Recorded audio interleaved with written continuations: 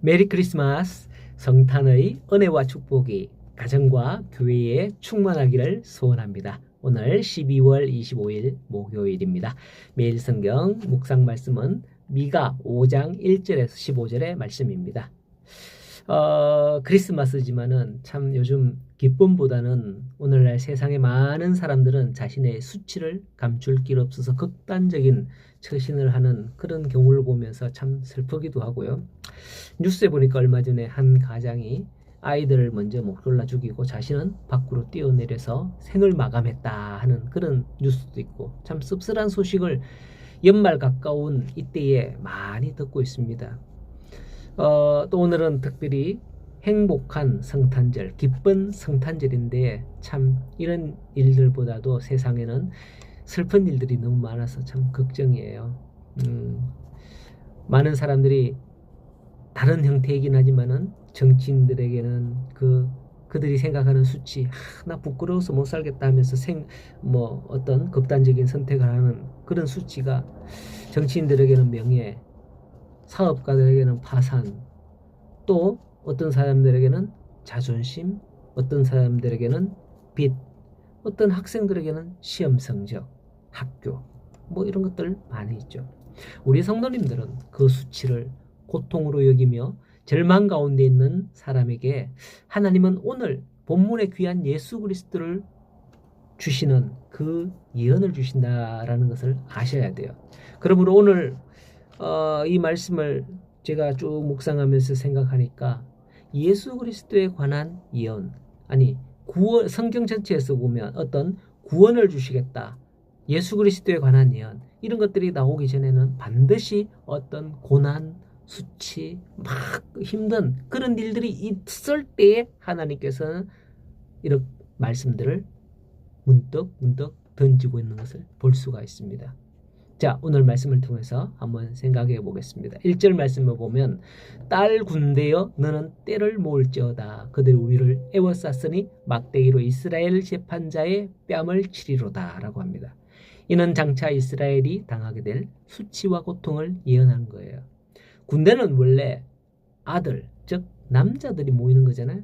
또 군대를 모을지어다 라고 하는 게 아니고 때를 모을지어다 이렇게 말씀을 하고 있네요.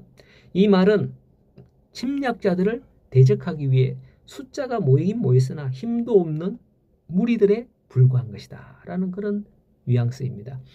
옛날 우리나라에서도 외적의 세력을 대항하여 싸울 때에 농민들이나 성녀들이나 이런 사람들이 모여서 싸웠던 그런 기록이 있는데 이들을 군대라 하지 않고 의병이다 했죠. 6.25 때도 우리나라의 학생들까지 나서서 나라를 위해서 맞서 싸웠습니다만 역부족이었었죠. 그들을 뭐라 그럽니까? 군인이라고 하지 않고요. 학도병이라고 합니다. 군인들이 아닌 거예요. 그러나 나라를 지키고자 하는 의지 하나로 모였다는 거죠. 오늘 성경에 딸 군대여 하며 때를 모아서 싸우면 이 대적을 물리칠 수 있는 것일까요? 아니겠죠. 막대기로 이스라엘을 재판자의 뺨을 치리라 하는 이 말을 통해서 확인할 수 있는데 여기서 재판자는 통치자를 말하는데요.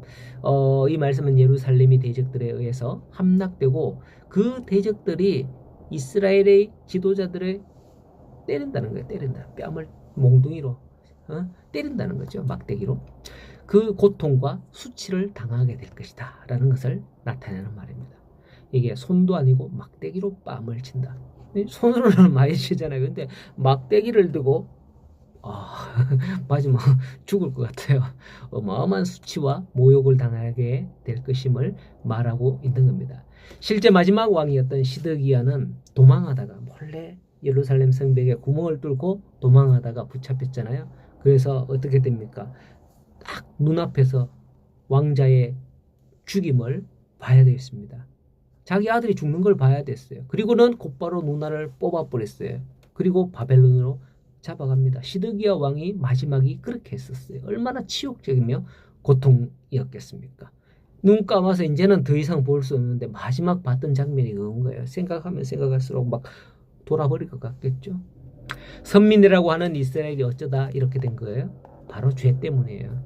죄가 그들로 하여금 하나님의 도우심과 보호함을 받지 못하게 함으로 그토록 처절한 고통과 수치를 당하게 된 거죠.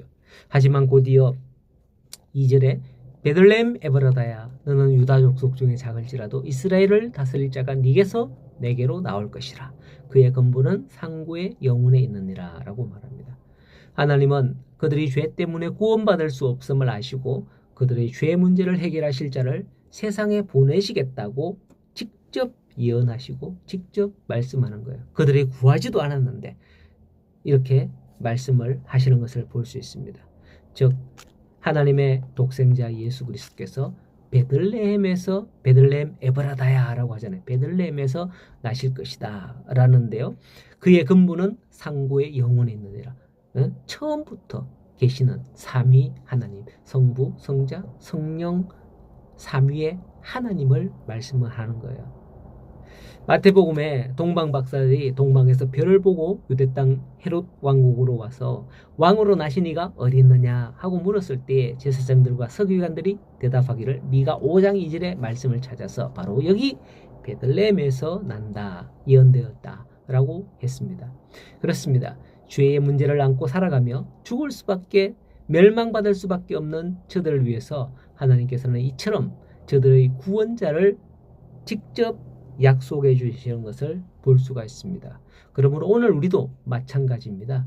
어떤 상황 가운데서도 우리의 구원자가 있음을 믿고 그 약속을 기다리는 믿음으로 나아가시면 좋겠습니다. 그래서 수치와 절망 가운데 나는 왜 이러지 하면서 그렇게 슬퍼 낙심하지 말고 또 생을 포기하지 마십시오. 나를 위한 구원자가 있을 거야. 하나님이 분명히 예비하셨을 거야. 이렇게 기도하고 기다리면 좋겠습니다. 그런데 문제는 즉시 이 일이 이루어지면 좋겠지만은요. 3절을 보면 그러므로 여인이 해산하기까지 그들을 붙여두시겠고 남은 자가 이스라엘 자손에게로 돌아오리니 라고 하십니다. 즉시 구원하는 것은 아닙니다. 여인이 해산하기까지 한 10달이 남은 거죠. 10달이 필요한 거잖아요. 해산은. 그리고 이것은 비유인 거고요. 이스라엘 역사에서 볼 때에 그 기간은 70년 포로에서 귀환을 합니다. 하지만 그것도 예시일 뿐이고 실제 예수님께서 구원자로 이 땅에 오시는 것은 미가 선지자의 때로부터 약 700년 후입니다. 미가 5장 2절은 이때로부터 700년 후에 성취되는 것이죠. 참 우리가 생각하면 답답해요. 하나님 당장에 지금 이루어 주시면 좋겠습니다. 이렇게 우리는 요구하지만은 왜 이렇게 긴 시간을 요구하는 것일까요? 그것은 바로 뒤이어 남은 자가 이스라엘 자손에게 돌아오신다라는 말씀인 겁니다. 물론 이것도 70년 후에 바벨론 포로에서 귀환한 사람들이 있는데 그것을 두고 하는 말씀이겠지만은 그것 또한 예시일 뿐입니다. 다만 그와 같이 주를 사모하는 자들이 돌아오고 예루살렘이 회복된다는 것, 그것을 보여주면서 예수 그리스도를 통해서 회복되고 구원받을 사람들이 어떻게 나오느냐, 그걸 보여주는 거죠. 궁극적으로 700년 후에 될 일들, 예수님께서 자기 백성들을 주께로 돌아오게 하실 것, 그것을 말씀하고 있는 거예요. 그런데 7절과 8절에 야곱의 남은 자는 많은 백성 가운데 있으리니 하고서 7절과 8절에 두 번 이 말을 반복해요. 반복해서 말씀을 하는 것은 무언가가 중요한 게 있다는 거죠. 많은 백성 가운데 야곱의 남은 자가 있다는 거고요. 그들이 돌아올 것이다 라고 하는 거예요. 모든 백성이 남은 자가 아니에요. 모든 사람이 구원받는 게 아니라는 거죠. 주께로 돌아오는 자, 그들이 바로 야곱의 남은 자다는 거예요. 여러분, 주께로 돌아오기 바랍니다. 하나님께서는 야곱의 남은 자들에게 10절 이하에 보시면은 싸움을 그치게 하실 것이고 우상을 제거하실 것이다 라고 해요. 이것은 바로 주께서 주께로 나아갈 때에 어떠함을 말씀을 하는 거죠. 지금까지 이스라엘은 예루살렘 성전에 우상을 그렇게 해서 하나님이 진노를 샀어요. 그래서 미가 1장에 책망하기를 예루살렘은 유다의 산당이다 라고 말씀했잖아요. 산당, 우상을 섬기는 곳이 되었다는 거죠. 그렇게 이스라엘은 하나님의 보호하심과 긍휼하심을 받지 못하고 멸망당한 겁니다. 그러나 이제 야곱의 남은 자가 돌아올 때는 이처럼 우상을 없애겠다 하는 거죠. 오늘도 하나님은 우리 손에서 우상을 끊기를 원하심을 잊지 마시기 바랍니다. 여러분, 내가 사랑하는, 내가 좋아하는, 내가 아끼는, 내가 이게 전부야 라고 생각하는 우상, 그게 무엇입니까? 그 우상을 끊어버리기 바랍니다. 우상이 아닌 예수 그리스도를 마음에 모시는 귀한 오늘 성탄절이 다 되기를 간절히 소원합니다. 오늘도 귀하고 복되고 행복하고 기쁜 성탄절 남은 시간 되시기를, 오늘 하루 되시기를 간절히 소원하고 축복합니다. 메리 크리스마스.